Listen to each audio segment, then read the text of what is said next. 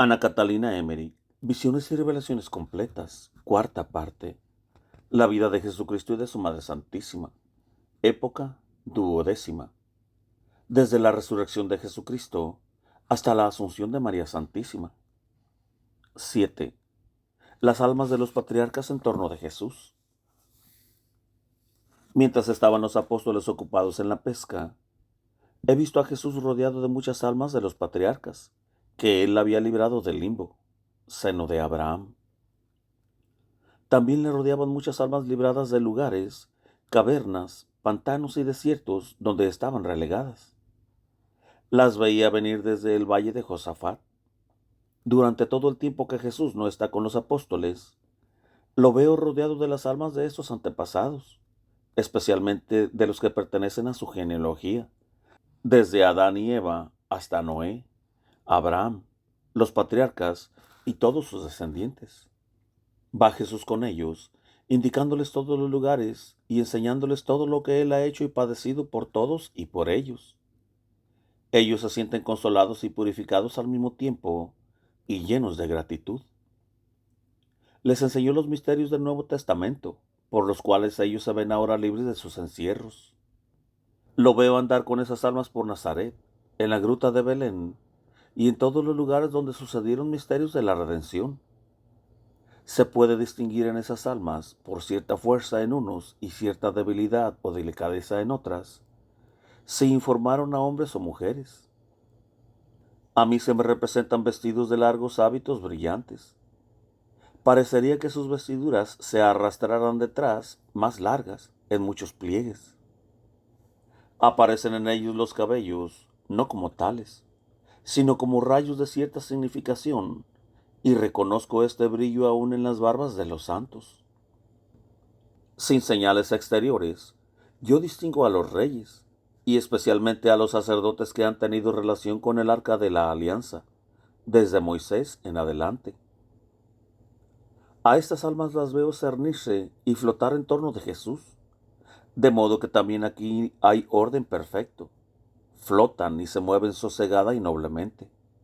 Tienen su modo de andar, no del que toca la tierra, sino del que apenas roza el suelo. Vi a Jesús venir en compañía de estas almas cuando los apóstoles estaban pescando. Había allí un vallado con una especie de hoyo cubierto por una techumbre, donde conservaban un hogar, quizás para uso de los pastores. Yo no he visto que el Señor encendiese el fuego, ni que preparase el pescado, ni que los hubiera tomado de algún lugar. El fuego para el hogar, el pescado y todo lo necesario aparecieron en presencia de los patriarcas donde el Señor quería. ¿De qué modo? No lo puedo decir. Jesús pensó tener eso y todo apareció allí. Las almas de estos antepasados tuvieron una parte en el pescado y en su preparación. Lo relacionó Jesús con la iglesia militante y las almas de la iglesia purgante. Estas almas quedaron en esta comida como incorporadas, aún exteriormente, con la iglesia. Jesús, al comer de este pescado, dio a los apóstoles el significado de la unión de la iglesia purgante con la militante. Jonás, dentro del pez, significa a Cristo en el interior de la tierra, en el mundo inferior. Delante de una choza había un tirante de madera que sirvió de mesa. Mientras yo miraba estas escenas de las almas de los patriarcas, Jesús había llegado cerca del mar. Pedro no nadaba, caminaba por entre los juncos. El agua no era profunda y yo veía el fondo. Ya cerca de Jesús, llegaba Juan a la orilla, y los de la nave gritaron a los de la orilla que les ayudasen a tirar las naves a tierra. Jesús mandó a Pedro que trajera los pescados. Tiraron de las redes a la orilla, y Pedro sacaba los peces y los echaba a la orilla. Eran 153 peces de varias clases. Este número indicaba a los nuevos convertidos ganados en Thebes. Había varias personas de los pescadores de Tiberíades que se quedaron en las naves a la custodia de los peces. Los apóstoles, en cambio, se retiraron con Jesús a la choza para comer conforme les había indicado Jesús. Allí no he visto más que a las almas de los antiguos patriarcas. Los apóstoles estaban muy admirados al ver el fuego pronto y un pescado encima de las brasas, sabiendo que no era de los recién pescados. Había también tortas tostadas de harina y miel. Los apóstoles se acercaron al tirante y Jesús servía. He visto cómo daba a cada uno sobre el pan un trozo de pescado del sartén, y cómo el pescado no disminuía. Dio también a cada uno de las tortas de miel. Luego se sentó y comió con ellos. Todo esto transcurrió con cierta solemnidad y en silencio. Tomás era el tercero de los que tuvieron en la nave un sentimiento de la presencia de Jesús. Todos estaban como cohibidos, con temor reverencial, porque Jesús aparecía ahora en forma más espiritual que antes, y la comida misma y este intervalo tenían algo de sobrenatural que les impedía la familiaridad de antes. Nadie se atrevió a preguntar nada, y todo procedió en silencio, con admiración y conmoción sobrenatural.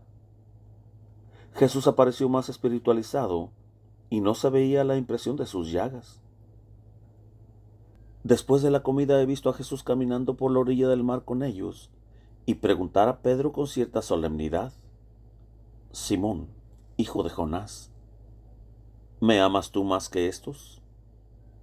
Pedro respondió con temor: Señor, tú sabes que te amo. Díjole Jesús: apacienta mis corderitos. En ese momento vi una imagen de la iglesia y del supremo obispo, como él enseñaba y guiaba. Vi bautizar y lavar simbólicamente a los tiernos corderitos. Mientras caminaba Jesús, a veces se detenían y se le acercaban los demás. Después de una pausa, preguntó nuevamente a Pedro: Simón, hijo de Jonás, ¿me amas tú? Pedro, cohibido y recordando sus negaciones, le contestó muy humildemente: Sí, Señor, tú sabes que te amo. Jesús le dijo otra vez con solemnidad: apacienta mis ovejas. De nuevo tuve una visión de la iglesia ya crecida y de las persecuciones, y cómo el supremo obispo reunía, guiaba, custodiaba a los fieles y les enviaba otros pastores.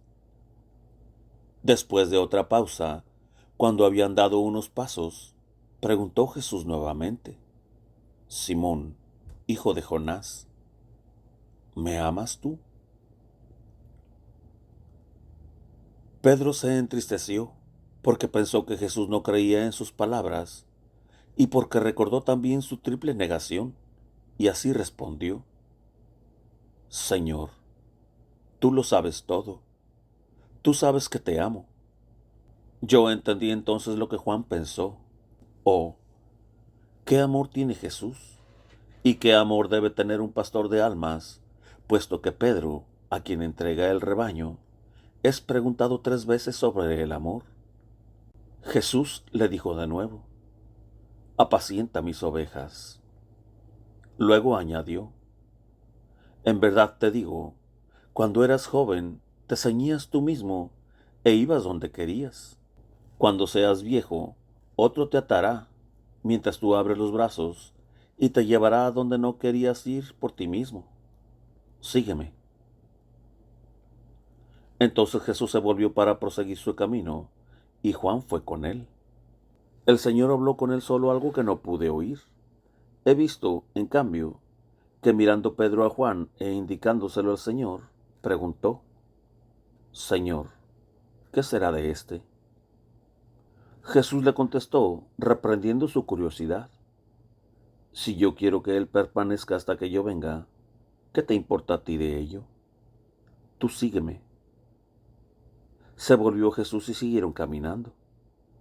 Cuando Jesús dijo por 3 veces a Pedro: apacienta mis ovejas, y que lo atarían y lo llevarían cuando fuera anciano, tuve una visión del progreso de la iglesia y vi a Pedro en Roma, cuando lo ataban para crucificarlo. Vi también los martirios de los santos mártires. Pedro tuvo una visión de su futuro martirio y de los futuros padecimientos de Juan. Pero cuando vio Pedro a Juan junto a Jesús, sabiendo cuánto este apóstol amaba al Señor, pensó: ¿no deberá también ese ser crucificado? Jesús le respondió con una represión. En este momento tuve una visión de la muerte de Juan en Éfeso. He visto cómo él mismo se colocó en el sepulcro y cómo hablaba con sus discípulos, y luego murió. Pero su cuerpo después de su muerte no lo he visto quedar en tierra, sino ser llevado a una región resplandeciente entre el oriente y el mediodía. Allí vi cómo recibía algo de lo alto y lo daba a la tierra. Comprendí también que algunos entenderían falsamente estas palabras y pensarían: yo quiero que así permanezca, o si no, sí, yo quiero que él así permanezca, pero debe entenderse así: si yo quiero que él permanezca. Los demás que habían oído las palabras pensaron que Juan no había de morir, pero en realidad ha muerto. Tuve en ese momento una visión de su muerte y de su futuro destino y el lugar de su permanencia. Jesús anduvo todavía algún tiempo con los apóstoles y les dijo lo que debían hacer. Después desapareció al oriente del mar hacia Gergesa. Los apóstoles se dirigieron entonces hacia Tiberíades, sin volver al lugar donde Jesús les dio de comer. De los peces que Jesús les hizo pescar, ninguno fue usado para comer ellos. Cuando Jesús les dijo que trajeran los pescados, Pedro los sacaba de las redes y los echaba a los pies del Maestro, donde fueron contados. Esto era un reconocimiento de que los pescados no habían sido fruto de sus industrias, sino por Jesús, para Jesús y en Jesús. Cuando los peces estuvieron echados en la orilla, Jesús les dijo: venid, comed. Los llevó a través de la colina, desde donde no se podía ver el mar y donde había una choza con el hogar preparado. Jesús no se puso al principio a la mesa, sino que fue al sartén y trajo un trozo de pescado para cada uno, que puso sobre el pan. He visto que bendijo las porciones, las cuales resplandecían. Las tortas de miel estaban preparadas y amontonadas unas sobre otras. Jesús las repartió y, cuando hubo terminado, se puso también él a la mesa. Había allí un solo pescado, pero más grande que los que habían pescado. En esta comida hay un misterio. La presencia de las almas de los patriarcas y de otras almas de los difuntos, y su parte en la preparación de la comida, y luego la misión de Pedro, todo esto me dio la persuasión de que se le daba a Pedro, en esta comida y su preparación, en un modo espiritual, el poder y la potestad sobre la iglesia purgante, que se incorporaba entonces a la militante, sujetándose a ella y al poder de Pedro. No puedo declarar en qué forma, pero tuve una visión en ese momento de esa sujeción. Y por eso habló Jesús profetizando la muerte de Pedro y la suerte futura de Juan. Jesús fue andando con las almas de los padres por la región donde había echado a los demonios en los cerdos y libró a otras almas detenidas en esos lugares oscuros y llenos de tinieblas. Aquí hubo siempre endemoniados en gran número. Se había dado muerte a muchos inocentes que estaban allí ahora por decreto de la justicia de Dios.